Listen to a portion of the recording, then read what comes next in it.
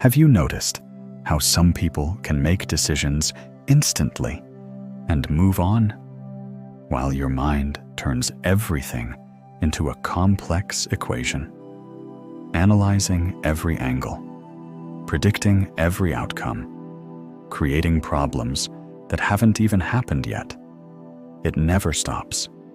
Even when you try to sleep, it's still calculating, still preparing, still overthinking. What if I told you this mental loop isn't actually trying to help you?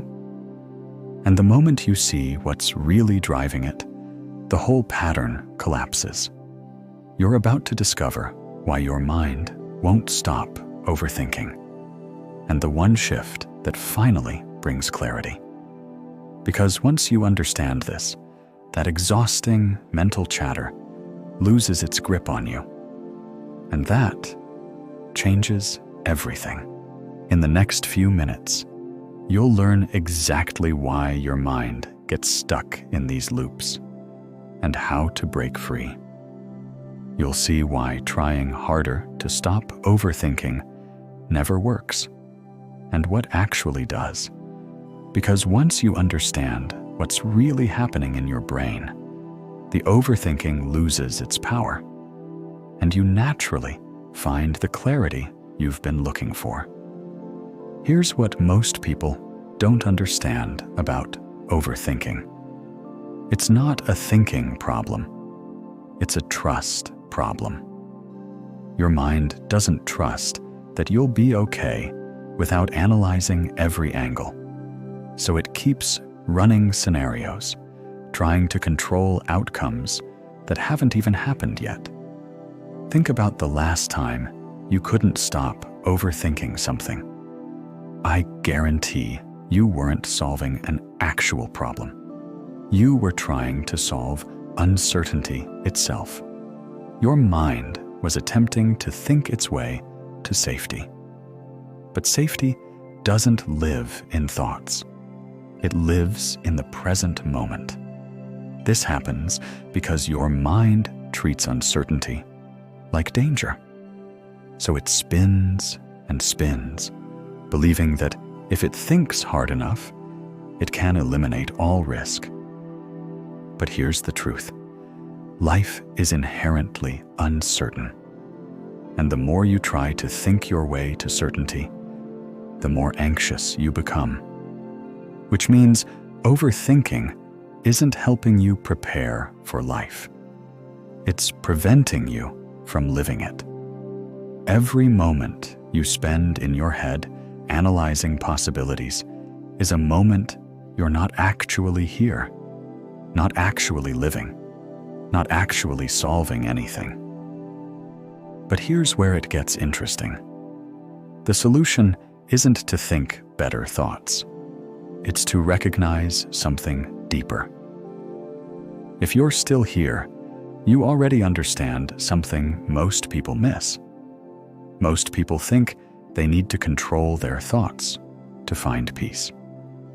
But you're recognizing that control is the problem, not the solution. What I'm about to share next isn't another technique to manage your mind. It's the key to stepping outside the entire game your mind is playing. If this is resonating with you, please subscribe. Overthinking follows a predictable pattern that most people never notice. First, uncertainty appears, a decision to make, a situation to navigate, something unknown ahead. Your mind registers this as incomplete, unsafe, requiring resolution. So it activates its problem-solving mode. But here's what's fascinating. Uncertainty isn't actually a problem that can be solved. It's a fundamental aspect of being alive. Your mind doesn't accept this, so it keeps trying to think its way to solid ground that doesn't exist. Think about how overthinking actually feels in your body. There's a tightness in your chest, tension in your shoulders, a subtle anxiety that never quite leaves. Your mind is literally putting your body in a state of stress over situations that aren't happening. You're fighting imaginary battles, having conversations with people who aren't there, solving problems that don't exist. And here's something nobody talks about. Overthinking creates the illusion of control. When you're analyzing every angle, predicting every outcome, you feel like you're doing something productive. But you're not.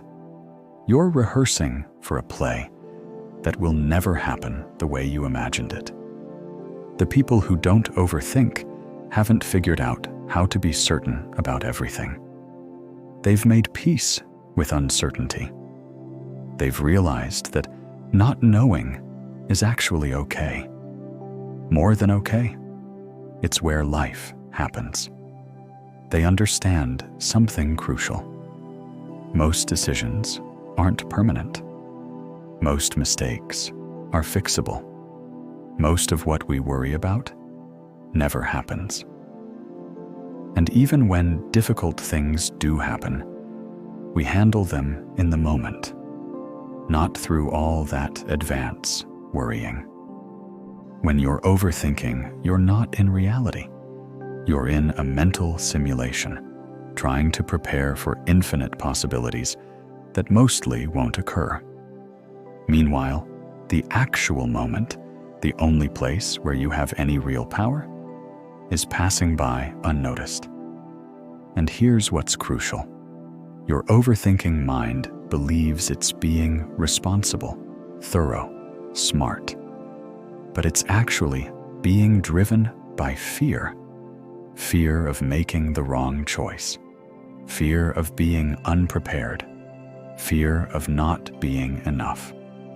The thoughts feel productive, but they're just fear in disguise. The overthinking mind can't tell the difference between a real threat and an imagined one. To your nervous system, thinking about a difficult conversation creates the same stress as actually having it.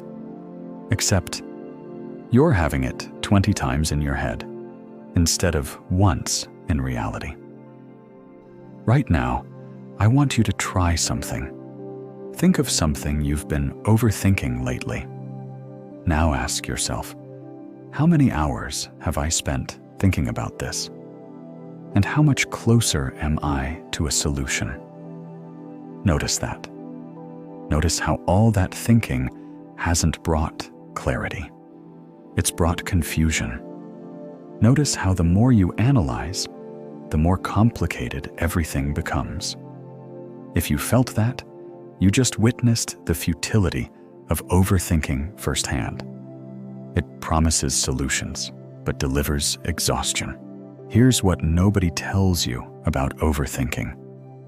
It's addictive.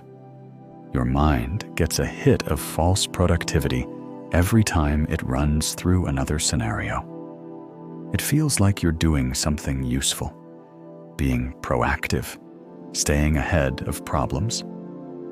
But you're actually stuck in a loop. The same thoughts, slightly rearranged.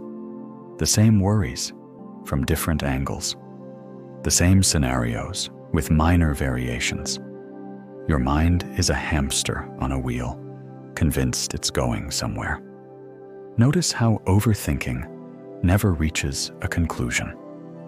You can think about the same situation for hours, days, weeks, and still feel unresolved. That's because resolution doesn't come from thinking. It comes from living, from taking action, from moving through the experience itself. The reason overthinking feels so hard to stop is because your mind genuinely believes that thinking equals safety. It learned early on that planning prevents pain, that analyzing avoids mistakes. And sometimes that's true, but your mind doesn't know when to stop.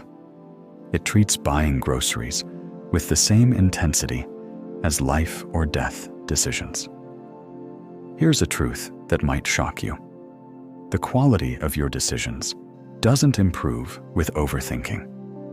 Research shows that people who overthink actually make worse decisions than those who trust their instincts. Why?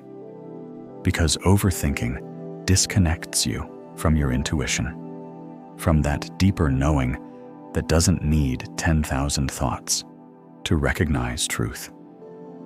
Your best decisions, the ones you're most at peace with, probably came quickly, clearly, without all the mental gymnastics. They came from a place of alignment, not analysis. But your mind doesn't trust that simplicity. It believes complexity equals thoroughness. What keeps the cycle going is this. Every time you engage with overthinking, you validate it.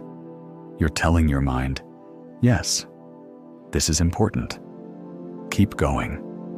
But most of what you overthink about either never happens or handles itself without all that mental preparation. There's also a hidden payoff to overthinking that nobody admits. It keeps you from taking action. As long as you're thinking about doing something, you don't actually have to do it. You can stay in the safety of your mind, avoiding the vulnerability of real experience.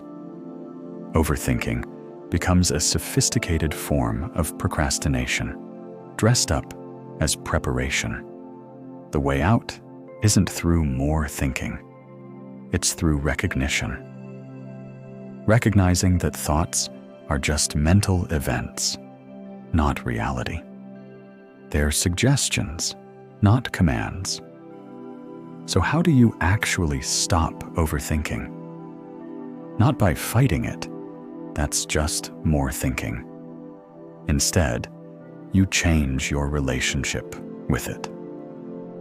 Here's the practice that breaks the pattern. When you catch yourself overthinking, don't try to stop. Just notice it and name it. There's overthinking happening. This simple acknowledgement creates space between you and the thoughts. You're not the storm. You're the sky watching the storm pass through. Then ask yourself, what needs my attention right now? Not tomorrow, not next week, right now. Usually the answer is something simple. Breathing, walking, the task in front of you. Your mind will resist this simplicity. It will insist the future problem is more important. Don't argue with it. Just return to now.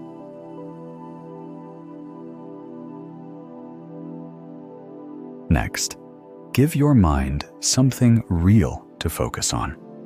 Count 5 things you can see, 4 things you can touch, 3 things you can hear, 2 things you can smell, 1 thing you can taste. This isn't distraction. It's returning to reality, where overthinking can't survive. Overthinking needs the abstract space of past and future. It dissolves in the concrete present. Here's another powerful technique. Set a timer for 5 minutes. Tell yourself, I'm going to overthink about this on purpose for 5 minutes. Then I'm done. Give your mind full permission to spiral. When the timer goes off, stop. This teaches your mind that you're in charge, not it. When your mind pulls you back into analysis, and it will, don't see this as failure. Each time you notice and return to the present, you're rewiring your brain. You're teaching it that presence is safer than prediction. Start small. Don't try to stop overthinking about everything at once. Pick one area where you overthink and practice with that. Maybe it's what to wear, what to eat, what to text someone. Use these smaller situations as training grounds for the bigger ones. The key is consistency, not perfection. Every time you choose the present moment over mental simulation, overthinking loses power. Not because you're fighting it, but because you're no longer feeding it your complete attention. Over the next few days, you'll start noticing overthinking earlier. You'll catch yourself entering that mental loop before you're completely lost in it. Each time you notice, you're already free. Because noticing means you're the observer, not the thoughts. This isn't about achieving a perfectly quiet mind. It's about remembering that you don't have to follow every thought your mind produces. You already have everything you need to handle whatever comes. Your overthinking mind just forgot that truth. If this resonated with you, you're exactly who this message is for. Someone ready to step out of mental exhaustion and into clarity. Subscribe to join others choosing presence over mental noise.